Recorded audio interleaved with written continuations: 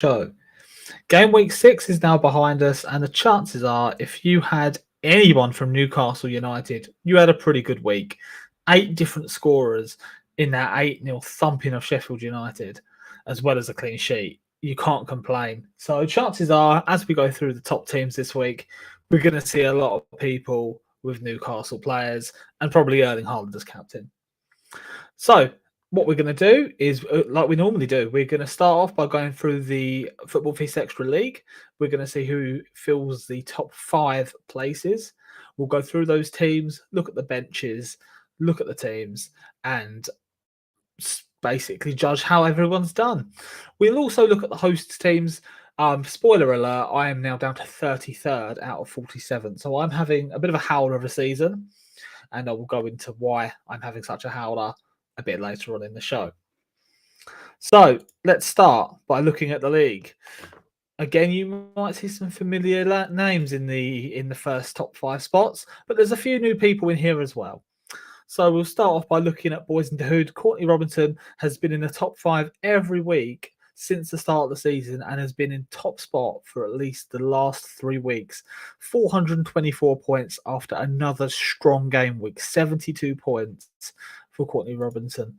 Let's take a look at their team. So they've managed to achieve that high score of 72 despite having Gusto, who was sent off for Chelsea, getting a minus 2-point score. Edison in goal. Manchester City finally kept a clean sheet, so that one has now paid off. 6 points for Edison. Estepinian, 6 points. I don't think he got a clean sheet. He didn't, but he did get an assist and a bonus point, so that makes up the 6 for him. Sven Botman, 12 points. Obviously scored a goal, kept a clean sheet. Perfect week to have Newcastle defenders in your team. Trippier picking up, I think, 3 assists, and Botman and Byrne both getting goals. So if you had Newcastle defenders, you may have really hit the jackpot this week. Moving into the midfield then, we've got Mbeumo in the middle there. Not a good performance from him, losing 3-1 to Everton and getting booked. Only the 1 point. It's Mbeumo's worst week of the season so far in terms of FPL. Diaby with 3 points, kept a clean sheet against Chelsea, but no involvement in any goals. Bruno Fernandes scoring a lovely volley for Manchester United in their 1-0 win over Burnley. Also getting a clean sheet and 2 bonus points. So 10 points for Bruno Fernandes. A really good week for those that kept faith with him and didn't get him out your team like I did. Mo Salah also with 10 points. Another good week for him. Scored a goal and got 3 bonus points for Liverpool. Pretty solid as you would expect from Mo Salah. And then finally, to round off the midfield, Bukayo Saka, 13 points, a goal and an assist. Originally, he was credited with both goals, but the first goal went down as an own goal to Christian Romero. So 1 goal and 1 assist, and the 3 bonus points in the Arsenal-Tottenham game. So that is a total of 13 points. So a really strong showing in midfield. Up front, the common duo of Julian Alvarez and Erling Haaland. Haaland obviously scoring a goal for Manchester City. No such luck for Alvarez. Of course, Doku getting sent off. I'm sorry, not Doku. Rodri getting sent off in that game meant that Doku had to be withdrawn early. And it was unlikely that City were then going to smash Nottingham Forest after they went down to 10 men. They just kept them at bay for the whole of the second half, really. And then we'll take a quick look at the bench.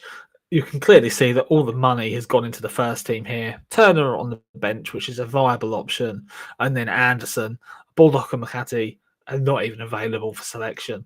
So, looking at the week ahead, Gusto's going to probably have to come out because he can't really rotate with his bench. He doesn't have anyone. So that looks like that's where that transfer is going to be next week. But congratulations, Courtney, in first place. We're then going to look at second place with It's Me Mario, Callum Robb, 396 points, 76 points for the game week. A little bit of a gap between first and second, 396 to 424. Let's see who we've got then. So we've got Flecken, who managed 2 points. He actually saved 3 shots, so got a bonus point, but also lost that point because he conceded 3 goals. Probably not his fault, but that's the way it is. Another person with Gusto, so the top 2 players in the league having Gusto, minus 2 points, as we've discussed. And we've already gone through Estepinian and Sven Botman, solid picks for this week. The doggy with 0 points, even though he did play pretty well against Bukayo Saka, he did get destroyed a little bit in the first 15 minutes. But after that, he stood up to it really, really well. We discussed the Arsenal-Tottenham game in full on our podcast, which was released yesterday. So if you haven't checked that out yet, the audio version is now out on Spotify, Amazon, Apple, and wherever you get your podcasts. And you can also watch the full episode on YouTube and on Twitch.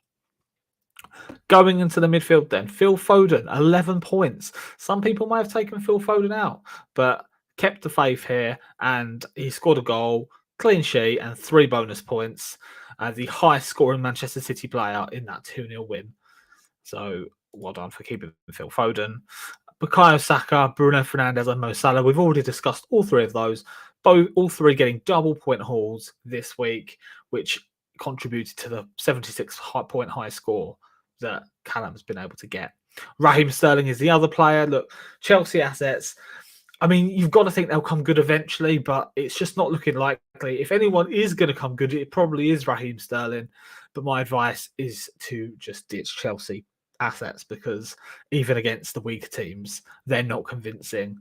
Again, on the podcast yesterday, there was some alarming stats about Chelsea. 0.8 points over the last 35 games, which is relegation form in about 8 of the seasons in the Premier League. They would have gone bottom or joint bottom, and they would have been relegated in every season with that average points total. So Chelsea really going for a difficult patch at the moment. Maybe look at your Chelsea assets. And Erling Haaland up front, 12 points, obviously captained with a 6-point double, making pretty common choice, and probably the right choice, the safe choice. We'll look at the bench. Matt Turner with 1 point. William Saliba with 1 point. I mean, I think that was a good choice. Arsenal were really bad at keeping clean sheets at home, and Tottenham were a tough team. And as it showed, 2-2, no clean sheet. But also no clean sheet from Doggy. I probably wouldn't have had him either. And it's obviously unlucky with Gusto being sent off, because you couldn't really have foreseen that coming. Semenyo with 1 point, and Muamba is there to just make up the numbers. Very cheap at 4.5 million, 0 points. Well done, Callum. Second place, the closest to Corney. We move into third place now, and we're going to look at Blake Howley's team. 89 points this week, our highest so far. And already we start off good with Bernd Leno in goal. 10 points for him in that 0-0 draw against Luton. Sorry, it wasn't Luton, it was Palace, Crystal Palace. And let's have a look at what he did. Clean sheet for 4 points, made 3 saves, which is another point, and he actually got all 3 bonus points. A very good performance from Bernd Leno, man of the match performance. Udogie with 0 points. Estepinion, we've already spoken about, with 6 points. Kieran Trippier, spoiler alert, the top scorer in FPL this week, 18 points. He got 3 assists, a clean sheet, and all 3 bonus points. Phenomenal haul from Trippier. It may actually be the highest single point haul of the season so far. Would have to double check that. But incredible if you've got Trippier out. I'm wondering how many people captained Kieran Trippier. Did anyone double captain Kieran Trippier? I'd love to see in the comments if that was you, because against Sheffield United, I know it was away, but it's a good game to do it, and I wonder who was brave enough. But Kieran Trippier, 18 points. We go into the midfield now. James Maddison got 2 assists in the Arsenal-Tottenham game, 9 points for him. Odegaard with the 1 point didn't really contribute in terms of goals and assists. We spoke about Saka and Fernandes. Haaland up front with 12. He was the captain, so 6 obviously doubled. Alvarez with 1 point, and Ollie Watkins, the first time we've seen him in a team this week, 9 points for Watkins. He scored a goal and got 3 bonus points in the Villa's win against Chelsea. Something to know about this team: Bukayo Saka, James Maddison, both doubts for next week's game. Looking at the bench, which we're just about to move on to, not really sure if there's a lot of depth there. May need to look at making some changes. He's only got 1 free transfer. Maybe needs to take a point hit. We'll see what happens when we review the team next week. We move to the bench now. Areola, 2 points. Bell with 2 points. Baptiste, unavailable. 0 for him. And Kabore with 5 points. We move into fourth place now. Stephen Dale with Arteka's. I believe this is the first time we've seen Stephen Dale's team in the top 5. So I really wanted to go over this team. 97 points, I think, is the highest anybody got in our league this season. Sorry, this week. I could be wrong, but if not the highest, it's definitely in the top 3. Very good points total. And we start off in goal with only 1 point from Matt Turner. So if your goalkeeper's only getting you 1 point, I cannot wait to see who is making up the rest of those 96 points. We go into defence. We've got Matty Cash, who's the first time we've seen him. 6 points, clean sheet against Chelsea.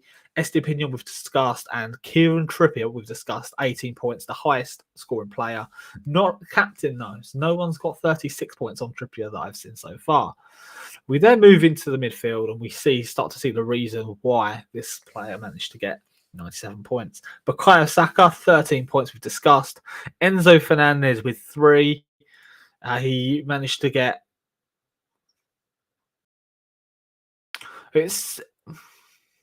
Okay, he's managed to get a point for clean sheet. Unless it was clean sheet after he came on. Not quite sure there, because he's got 1 point, but Chelsea lost 1-0. Not quite sure how Enzo Fernandez has managed to get that extra point. If I've missed something, let me know in the comments, because I can't see how he's managed to get that extra point. But Enzo Fernandez on 3 points. Mitoma, really good week for Mitoma. I bet a lot of fans that had him in their team was groaning when he was named on the bench. He came off the bench, scored twice, 14 points for Mitoma. As you can see there, 2 goals, and he also got the 3 bonus points. So actually turned into a really good week for Mitoma owners. Mo Salah, we've discussed already, 10 points for Mitoma, and a solid front 3 of Captain Erling Haaland with 12 points, Ollie Watkins with 9 points we've discussed, and Alexander Isak, who again named on the bench, but came off the bench to score Newcastle's 8th goal. So, really good week actually for this player. May have looked at it thinking, I've got a few players on the bench, but they've came on and scored. Really, really good. We'll check the bench. Aaron Ramsdale on the bench, not starting for Arsenal at the moment. 0 points. Quite expensive for a player that isn't going to start. We don't really know what's going on with him. It'll be interesting to see if he gets to start in the Carabao Cup later this evening.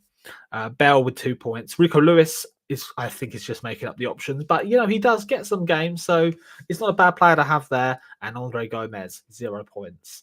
So first time looking at this team, very impressive week. And finally, we're going to look at another newcomer to the top 5, AFC Joe Lintonali. I'm assuming a Newcastle fan, and I'm assuming the 84 points are probably from a combination of different Newcastle assets, but let's take a look.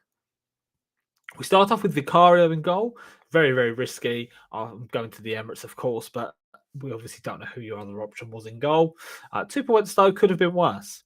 Kieran Trippier, 18 points, as we've discussed. Estepinian, 6 points. Another Chelsea asset. Decisive, this time 2 points for him. He's obviously not since that first week where he scored the goal, he's not putting the points out that he was. Looking at the midfield then, we've got Anthony Gordon, 12 points for Gordon. He scored a goal, got an assist, clean sheet, and 1 bonus point. So really good selection there from Anthony Gordon, who's been in very good form for Newcastle. Bukayo Saka we've discussed, and so has James Maddison, 13 and 9 points respectively. Of course, both doubts for the next game. Diaby with 3, Alvarez with 1, Haaland with 12 that we've discussed, and Callum Wilson, 6 points, scored a goal and played over 60 minutes. So 6 points for him. Very, very good week, considering how well Newcastle did. That made up the bulk of the points. We then go to the bench, and actually it could have been even better. Areola on 2. Romero was actually on -2, so it was a very, very good decision to bench Romero. Bowen, 7 points for Bowen on the bench. Scored a goal in that 3-1 defeat, against Liverpool. Could have come in for Diaby there. And Aurier, 0 points. Did play the game, but conceded. He played 55 minutes, so he didn't quite play in the 60, so 1 point, and then conceded 2. So he lost that point. 0 points for Aurier. Okay, so that is the top 5 for the week. Really good to see some new names in there, but the top 2, top 3 starting to take over. So it'll be really interesting to see if the rest of the league is able to catch up in the coming weeks. Okay, so next we are going to look at player performance. I've already spoiled it a little bit and told you who the top performing player was this week, Kieran Trippier with 18 points, but who makes up the rest of the top 10, 15 players that you should have had in your team this week? Kieran Trippier with 18 points, as I said. Mitoma, 14 points for Mitoma. A lot of people had him at the start of the season, but with, players coming in like Ansu Fati and some rotation going in, they're not scored in his last few games either, Mitoma. Some people, like myself, decided to take him out, punishing us for that today, 14 points. Joint with Tarkowski for Everton. I assume not many people have an Everton defender in their team, but if you did have Tarkowski, phenomenal, 14 points for him. I've not seen it yet, but he was a top scorer this week. And then coming in also at 14, Heung-min Son scored another 2 goals. That is 5 goals in his last 3 games for Son. So a good haul for him, 14 points. We then move down to the 13-point totals. Bukayo Saka with 13. Bruno Guimaraes with 13 as well. Johnny Evans with 12 points. Who thought that in 2023 you would see Johnny Evans on an FPL top performers list for Manchester United? Absolutely crazy. He pinged a lovely ball to Bruno Fernandes to get that assist. Of course, a clean sheet as well. It's absolutely outstanding from Evans. Amazing that we're having this conversation. Also on 12, a list of Newcastle assets. Sven Botman, Dan Burn both scored goals and kept clean sheets for Newcastle, and Anthony Gordon, of course, we've discussed already, scored and assisted with a clean sheet as well. And then we'll end the list with Kyle Walker and Phil Foden. Of course, clean sheet for Walker. We've already discussed Phil Foden. Longstaff for Newcastle, who got a goal, and Bernd Leno for Fulham, who we have already also discussed. So that is who performed the best this round. How does that leave the table looking for the entire season performance-wise? Well, I'm going to show you. Erling Haaland starting to pull away here at the top of the league, 51 points. As you would expect, he's nearly double the price of some of these other players on the list. He's expensive to own, but he's a must-own. I did a video last week about, is it time to drop him? Is there a better time to drop him? The problem is that I stand by what I said. This is the best time to drop him, but it's still not a good time. You couldn't have dropped him last season. There was just no opportunity to do so. With Alvarez performing so well, and there's other strikers in the league now that are performing to fill that space. The thing is a lot of goal scorers are actually down as midfielders on this game, which leaves the striker space very, very limited. Erling Haaland is a must-have. He seems to be in form. So, yeah, if you've not got Haaland, then, well, let me know. Let me know how you're doing. Are you thinking of putting him in? Let us know in the comments. Let's move on to second and third place. Arsenal and Tottenham assets, Bukayo Saka and Heung-min Son take up second and third. Of course, Son had that week where he scored a hat-trick and scored 2 goals over the past week. Bukayo Saka is actually surprising because he scored the first game of the season and he scored, obviously, against Tottenham. He got a good points haul there. But it doesn't feel like he's had that many standout performances, but he's obviously picking up the points, picked up a few assists. He's actually second on this list with Son. We then go down to Mo Salah, the normal suspects, Mo Salah, Mitoma on 39, along with James Maddison and Jarrod Bowen. Players that not everyone has, but were tipped to have good seasons before the season started. The big surprise of the season is Julian Alvarez, who on 38 points. I'm going to be honest, I didn't even think he would start games this season, really. But he has, and he's been one of the better performers. So for those that started with Alvarez, kept him from the start and still have him, fair play to you, because I didn't see that coming. We keep going then. Buemo on 36, he was tipped to have a good season. Bernd Leno on 35. It's probably been the best player so far this season for Fulham, who have had a very somber start. Edouard, who's had a really good start to the season for Crystal Palace, 34 points. Phil Foden on 34. And Neto for Wolves on 34. I think Billy came out with a very good stat about Neto yesterday on the podcast. That he, I don't want to butcher this, that he's assisted in his last 4 games, got 1 assist at least in his last 4 games. He's going to have to correct me on that. I can't remember it word for word, but he's in good form, is what I'm trying to say. And then we'll end the list with Diaby, tipped to have a good season. He settled into the Premier League really well, 32 points for him. So if you don't have any of these names in your team, or you're looking for somebody to put in, these are the players that have been the most consistent. We're going to look at fixtures in a minute to see who's probably best suited to put in, but these are the players you want to look out for. Of course, there's a few with doubt markers, Edouard, Madison, and Saka. So maybe steer clear of those three until we know what their situations are. Okay. Let's move on to the fixtures then. What we'll do is we'll go through the fixtures, we'll talk about that, and then I'm going to quickly show you the teams from myself, from Billy, and from Baron, and show you where we are with those and how badly I'm performing, let's be honest. Okay. So these are the fixtures coming up this week. If you haven't looked already, Aston Villa versus Brighton, tough game that. Again, maybe one where you would look at Brighton defenders and maybe not put them in. Of course, if you've got Estepinion, I wouldn't drop him if you've got no one else, but maybe not the week to go in on Brighton defenders. Bournemouth versus Arsenal was a cracking game last season at the Emirates. This time, we're at the Vitality. It's a tough one. It's 3 o'clock kickoff for Arsenal, Bournemouth. You would expect Arsenal to have a good game. Of course, obviously, we don't know about Saka, whether he's going to be fit. Martinelli's still out. They've got a lot of injuries, Arsenal. We don't know who they're going to start up front because Nketiah seems to be getting the nod over Jesus. Maybe your best pick, if you're going to pick an Arsenal asset, is probably Martin Odegaard, who we're pretty sure is going to start. Everton versus Luton. I mean, if you do have James Tarkowski from last week, I would definitely keep him in the team for this week. I mean, if Everton aren't the best, but Luton have been woeful, Billy, of course, has that opinion. It's not a bet, but he has an opinion that Luton aren't going to win a single game this whole Premier League season. And I don't think they're going to score many goals either. So if you've got Everton players, this isn't the week to get rid. Manchester United versus Crystal Palace, a repeat of the Carabao Cup game that took place yesterday, which Man United won very, very comfortably. If it's anything like that game, maybe keep Bruno, keep Rashford, and see how you get on. But you would think that Crystal Palace would use that game for motivation.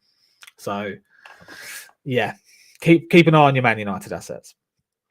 Newcastle versus Burnley. Newcastle, after bullying one promoted team last week, look to see if they can bully another this week by hosting Burnley. The only thing to think about really with this fixture is they have Champions League the midweek after. They might look at rotating some players, Isaac and Wilson. It's hard to know who's going to start, although saying that they both seem to score. Whoever's on the bench comes off the bench and either scores or assists. So it's not too much of a risk for Newcastle, but yeah, it's just worth keeping an eye on who may be rotated for that one. West Ham versus Sheffield United. Sheffield United look poor, and West Ham have been in good form. If you've got West Ham defenders, then this is a good game for them. Also, Gerard Bowen, if he's fit, then he is one that will likely be dangerous for West Ham.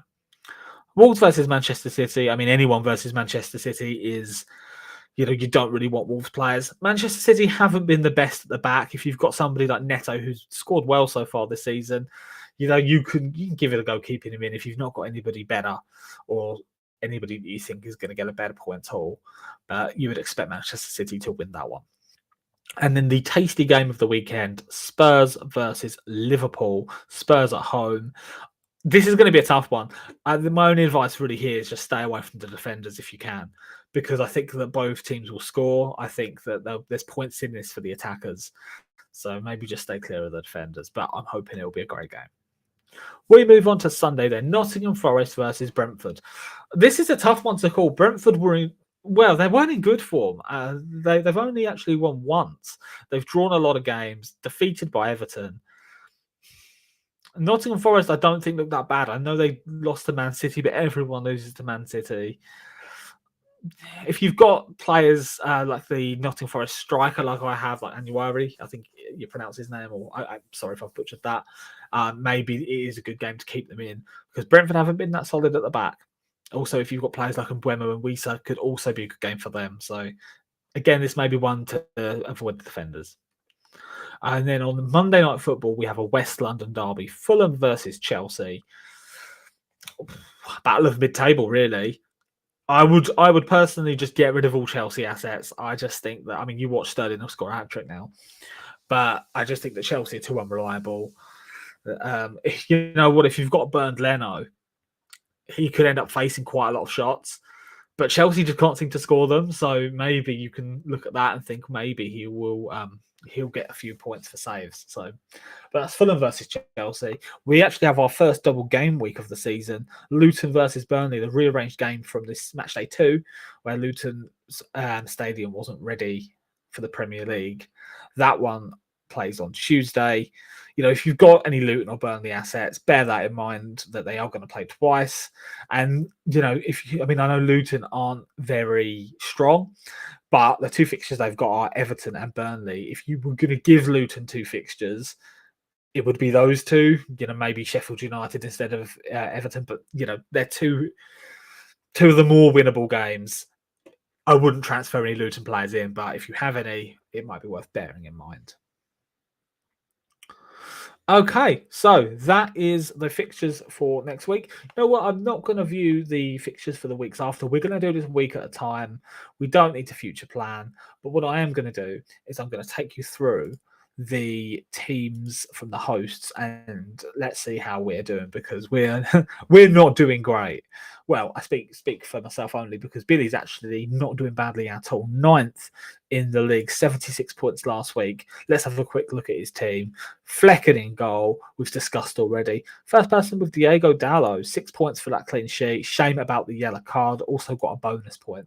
So good call to have Diego Dallo in the team. Sven Botman, we've discussed, scored a goal, was part of that Newcastle drumming at Sheffield United. Estepinian with 6 points. Pedro Neto, 9 points for him. Really, really good pick.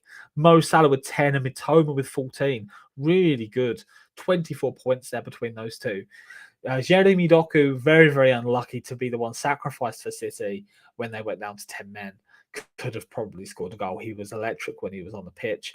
Erling Haaland as the captain, 12 points.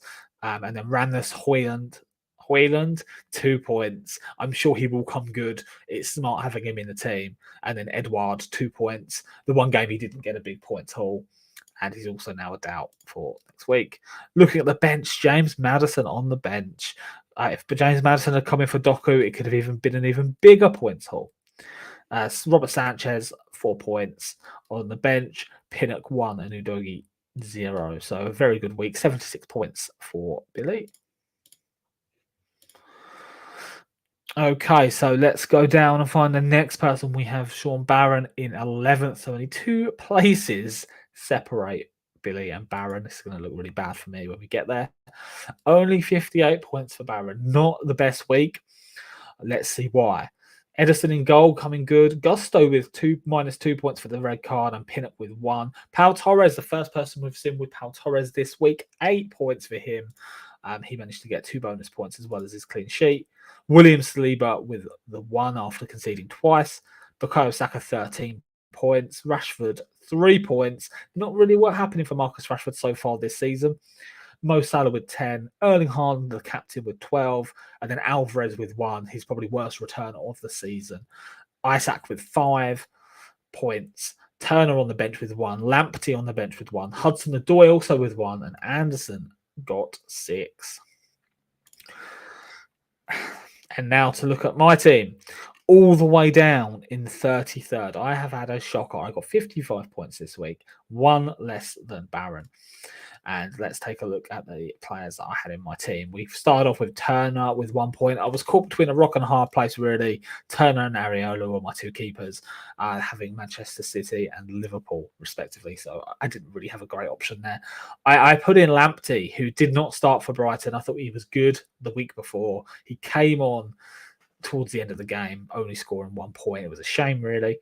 Reguilon, 5 points, not a bad. He does keep getting booked, though. I've noticed that about Reguilon, but he has been picking up 5 or 6 points in the last 2 weeks for me, so not a bad pick. I did have Dan Burn, who scored a goal in that Newcastle win, my only Newcastle player, so 12 points there. Zinchenko, only the 1 point, didn't really get involved in that game against Tottenham. James Maddison, it was horrible having him in my team because he was getting those assists against Arsenal, the team I support. But he did get me 9 points. So now I can reflect back on the game. It's a good job I kept him in. Mo Salah, 10 points. Luis Diaz, not really happened for him since I put him in the team, funnily enough. 2 points for him. I chucked in Ansu Fati, trying to make a bit of difference, trying to gain some points back because nobody had him. He didn't start, came off the bench, didn't have enough time to really impact the game. 1 point for him. Julian Alvarez, I put in this week. He was my transfer. What I actually did is I took out Heung-min Son. And I also took out, I can't even remember who my other striker was. I took out 2 players and took a 4-point penalty because I needed the funds from Son to bring in Alvarez. Son obviously went on to score 2 goals. Alvarez blanked. So it really didn't work out well for me. Let's hope the second half of the season is better. Obviously, I also have already wildcarded, so not looking good for me. Quick check at my bench. Areola, Awoini from Nottingham Forest with 1 point. Andres Pereira with 3 points. Kurt Zuma didn't get any points. So that is everything. That is FPL roundup for game week 6. We look ahead to game week 7. I will be back next Tuesday at 7 p.m. for the next FPL show. I want to get it in before the Champions League all kicks off because I know you all want to go watch that. So do I. So I'll be back at 7 o'clock. Billy and Tom will be here tomorrow evening at 8:30. They've got a big show planned. Keep an eye out for our social media because everything that's going to be happening is all on there. You can find the link to that in our description, our bio. Pretty much we plaster it everywhere. So look out for that. And then we'll be back on Monday for the full episode of the podcast, 8 p.m. I'll see you then. Yeah.